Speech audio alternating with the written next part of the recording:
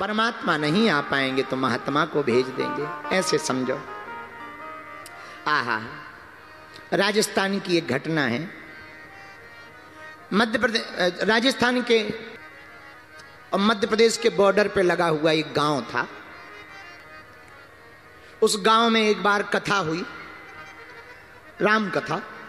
तो जो पंडित जी कथा करने गए वो हनुमान जी के भगत थे, भक्ति करते थे।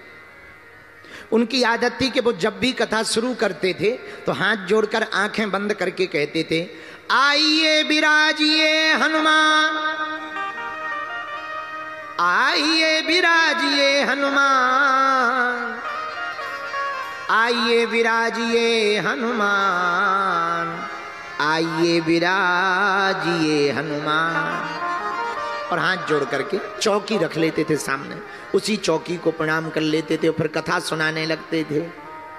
एक दिन एक वकील साहब गए, बोले महाराज आप हर रोज चौकी की तरफ देखकर कहते हो आइए विराजिए हनुमान, तो क्या सच में हनुमान जी आते हैं?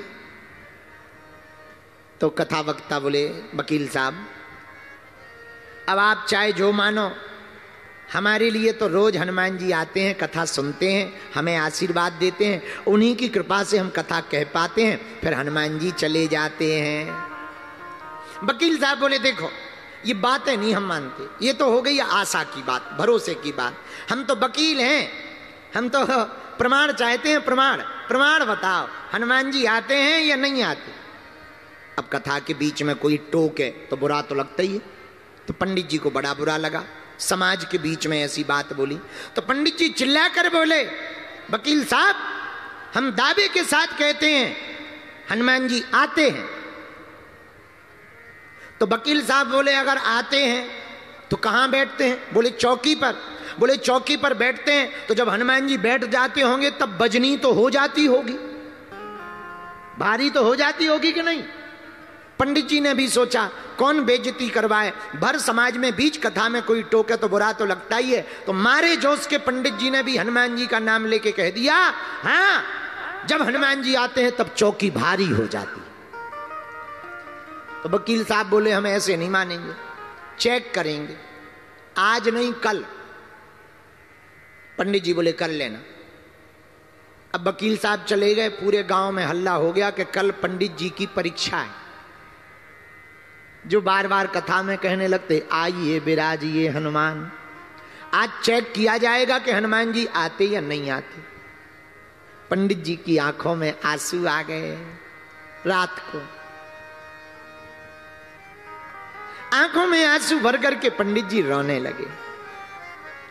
भगवान की याद में हनुमान जी से बोले प्रभु कल वकील आएगा और वो चौकी उठाएगा, और अगर थोड़ा भी वजन नहीं बढ़ा तो वो भर समाज में हमारी बेइज्जती करेगा।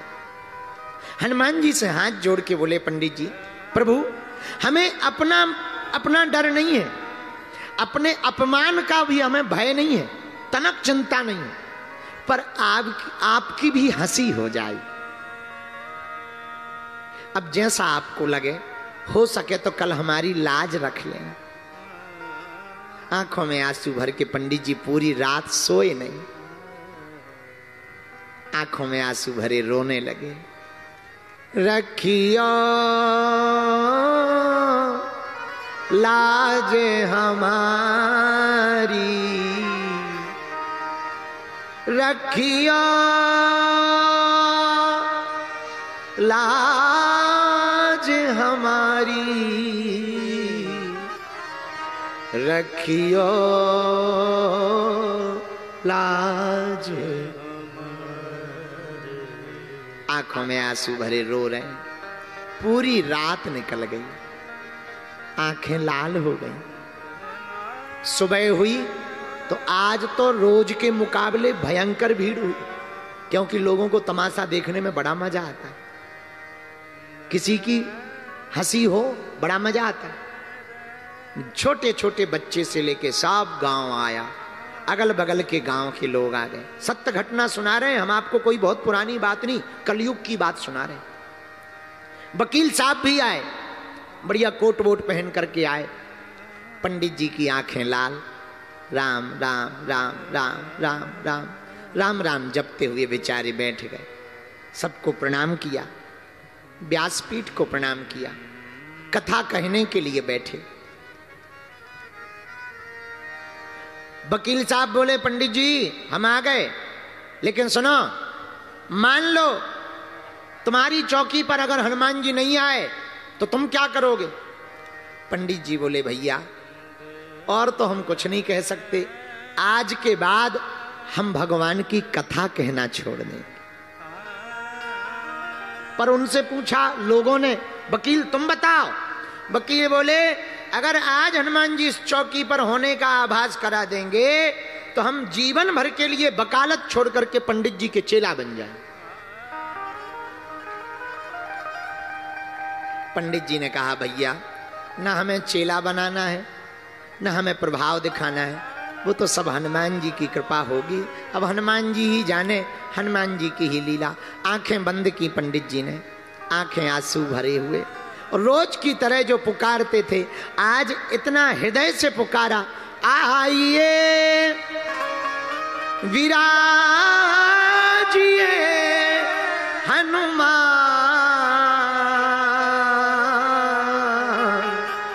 आइए विराजिए हनुमान। आंखों में आंसू भरे, दोनों हाथ जोड़े हुए, आइए विराजिए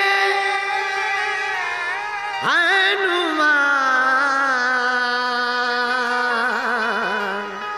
आइए विराजिए हनुमान। इतना कह के प्रणाम किया। वकील साहब बोले, आ गए? पंडित जी बोले, भैया हम जैसे रोज बुलाते थे हमने बुला लिया, अब आप चाहो तो चेक कर लो, हमें तो भरोसा है। और मन ही मन पंडित जी डरते हुए बोले, हनुमान जी नाक ना कटवा देना। वकील साहब आए, सब लोग खड़े हो गए, गांव के लोग भी खड़े हो गए, सब तमाशा देखने लगे। वकील साहब ने छोटी सी चौकी थी, चौकी को पकड़ा, लकड़ी की चौकी, एक हाथ से उठ जाए ऐसी चौकी। और वकील साहब को लगा कि हमने बहुत पढ़ा, ऐसा बहुत सुना, सब बेफिजूली की बातें हैं, ये पंडित जी सब अपनी अपने ढोंग फैलाने के चक्कर में ऐसा करते हैं। जैसे ही चौकी को पकड़ा और चौकी को उठाने के लिए झटका मारा, मानो ये हो गया हो चौकी चिपक गई हो, पृथ्वी में फंस गई हो, पसीना आ गया, पर चौकी को डिगा नहीं पाए। उठाना तो दूर की बात है, चौकी को डिगा तक नहीं पाए, चौकी को हिलान तक नहीं पाए। वकील साहब को पसीना मार गया। दो दो तीन तीन वकील और आए थे, सबने हाथ लगाया, पर चौकी डिगी नहीं। पुजारी जी की आंखों से झरझर करते हुए आंसू बहने लगे और चौकी को पकड़ करके हनुमान जी की जय जयकार जोर जोर से करने लगे। पूरे गांव के लोग हनुमान जी की जय हो, हनुमान जी की जय हो, हनुमान जी की जय हो, हनुमान जी की जय हो, चिल्ला चिल्ला करके कहने लगे, हनुमान जी की जय हो, हनुमान जी की जय हो। वकील साहब तुरंत लेट करके दंडवत प्रणाम करने लगे। मेरे पागलों, इस कथा को सुनाकर हम ये कहना चाहते, अगर तुम सच्चे दिल से भगवान से अपना नाता जोड़ लोगे, भगवान निभाने के लिए जरूर आएंगे। भगवान से नाता बना लोगे, भगवान उसको पूरा करने जरूर आएंगे। आज की कथा सुनकर पानीपत के पागलों, तुम घबराना नहीं, जिंदगी में तुम परेशान मत होना, जिंदगी में तुम पीछे मुड़कर मत देखना, जिंदगी में तुम रोना नहीं। आज ही इस कथा के मध्य में तुम सदा सदा के लिए अपना रिश्ता बागेश्वर हनुमान जी से जोड़ लो, बालाजी से जोड़ लो, सन्यासी बाबा के चरणों को पकड़ लो। हम तुम्हें दावे के साथ कहते हैं, तुम पर हंसने वाले लोगों के मुंह पर तमाचा लगेगा, और ऐसे लगेंगे कि तुम्हारी आंखों के सामने लगेंगे। भैया हम अपनी जिंदगी में सामने देख चुके हैं, प्रत्यक्ष देख चुके हैं, अपनी आंखों से देख चुके हैं। हमने जितनी जिंदगी में धक्के खाए पानीपत वालों, शायद ही किसी ने खाए हो। एक एक कपड़ा पहन पहन कर 2.5 साल रहे। 3 दिन तक हमारे घर में भोजन नहीं बनता था। हम गांव में जब मांगने जाते थे तो चावल मिलते थे, उन्हीं चावलों को माताजी पीसकर रोटी बना लेती थी, उसी को खाते थे। बुखार चढ़ता था तो गोली के लिए भी 1 रुपया नहीं हुआ करता था। गरम पट्टी धर धर करके ताप को ठीक करते थे। भैया, हमने अपनी आंखों से देखा, कल तक जो हमें पूछते नहीं थे, कल तक जो हमारे पिताजी का नाम कार्ड में नहीं लिखते थे, क्यों? क्योंकि उनको ये लगता था कि अगर इनका नाम लिखेंगे तो ये फटे कपड़े पहन कर आएंगे, फटे कपड़े पहन कर आएंगे तो बेइज्जती हो जाएगी, हम क्या बताएंगे। भैया, हनुमान जी की कृपा का प्रत्यक्ष प्रभाव है कि हम आपको कथा सुना पा रहे हैं। ये हनुमान जी की दया है, उनकी कृपा है। भैया, अमीरों के तो हजारों लोग होते हैं, गरीबों का तो सिर्फ भगवान होता है। भगवान के अलावा कोई नहीं होता है, गरीबों का कोई नहीं होता है। हम तो अपनी आंखों से देखते हैं, हमें जो मिलवाते भी हैं वो भी अमीरों को ही मिलवाते हैं। मंचों पर जो आते हैं अमीर ही आ पाते हैं, या तो बड़ा पद का हो, या बड़े पैसे का हो, या कोई बड़े कद का हो। गरीब तो बेचारा पीछे ही बैठा रहता। भैया, लेकिन भगवान उनके साथ होता है, गरीबों के साथ तो भगवान होता है। इसलिए तो हमने सोचा है अपने बागेश्वर धाम पर कि किसी को अगर कैंसर हो तो उसे जमीन ना बेचनी पड़े। हम कथा कर कर घर घर जा कर के जो भी हमें चढ़ोतरी मिलेगी, हॉस्पिटल बना करके कम से कम गरीबों का इलाज तो करवा सकें। जब ये बात हमने प्रधानमंत्री जी को बताई, इतने खुश हुए प्रधानमंत्री जी श्री नरेंद्र मोदी जी, इतने खुश हुए। 1 मिनट में बिना देर किए हुए हमसे पूछने लगे, क्या करना चाहते हो महाराज जी? हमने कहा, साहब, अब तक भारत में अस्पतालों में मंदिर थे, हम मंदिर में अस्पताल बनाना चाह रहे हैं। इतना सुनते ही तुरंत प्रधानमंत्री जी बोले, महाराज जी आप चिंता ना करो, हम भूमि पूजन में आएंगे। और 1 घंटा का कार्यक्रम दिया था। बालाजी के दर्शन करके वो इतने अभिभूत हुए, 2 घंटे तक रुके रहे। और मंच पर ही उन्होंने वचन दिया। प्रधानमंत्री जी बोले, महाराज हम मंच पर वचन देते हैं, आप हॉस्पिटल बना लो, उद्घाटन भी अपने हाथ से करेंगे। भैया, हम सिर्फ ये कहना चाह रहे, हम आपको बताना नहीं चाह रहे, प्रचार के लिए नहीं बताना चाह रहे, हम ये कहना चाह रहे, संकल्प अगर सत्य हो ना, उसमें कोई खोट ना हो, तो भगवान साथ देता है, परमात्मा साथ देता है। इसलिए हमारी प्रार्थना है, आज से सदा सदा के लिए आप लोग हनुमान जी से नाता जोड़ लो। हम तो आज घर जा रहे हैं, अगर शरीर रहा तो दोबारा फिर से पानीपत आएंगे। और पानीपत वालों, आप हमारे हो, हम दोबारा मिलने का जल्दी तुम्हें मौका मिलेगा, अगर तुम्हें टाइम मिले। बहुत बिजी ना रहो, पर बिजी तो रहोगे ही। अगर थोड़ा सा भी टाइम मिले, एक दिन पद यात्रा में आ जाना। वो हम अपने लिए नहीं कर रहे, हिंदुओं की ताकत रोड पर दिखाई दे, ताकि दुश्मनों की भी जड़ें हिल जाएं। 7 नवंबर से कर रहे हैं।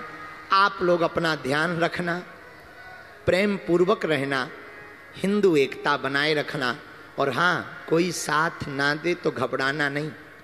हम जब तक जिंदा हैं, बालाजी के चरण पकड़ लेना।